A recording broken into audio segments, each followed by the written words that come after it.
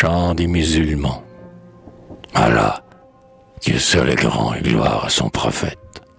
Il exauce toujours, au fort de la tempête, la prière du vrai croyant.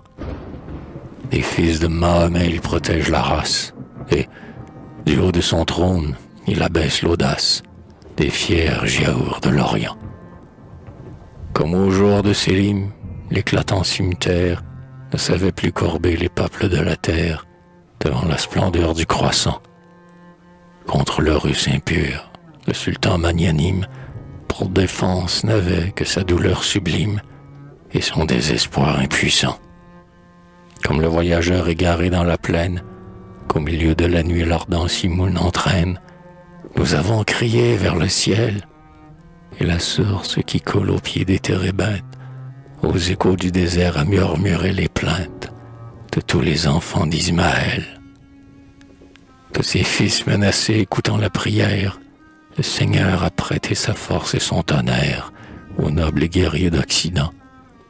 Ils sont venus vers nous, ces soldats intrépides, les fils de ces héros qui sur les pyramides ont gravé leur nom triomphant.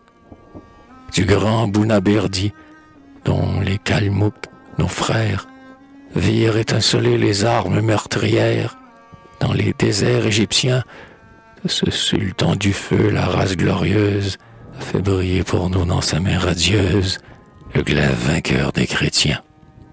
L'aigle et le léopard qui, sur les mers lointaines, promènent en padisha ses voiles souveraines, pour nous ont marché de concert, remplis à leur aspect d'une frayeur mortelle.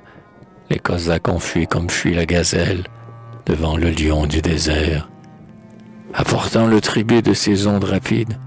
Quand le Nil a versé sur les plaines arides la sève et la vie en passant, retrouvant sa vigueur l'antique sycomore, sous le ciel africain voit reverdir encore son feuillage resplendissant. Tel Stamboul la Sainte, après les jours d'orage, dans le sang ennemi retrempant son courage, fait briller son nom rayonnant.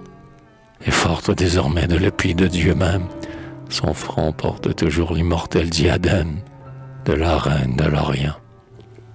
Allah, Dieu seul est grand et gloire à son prophète.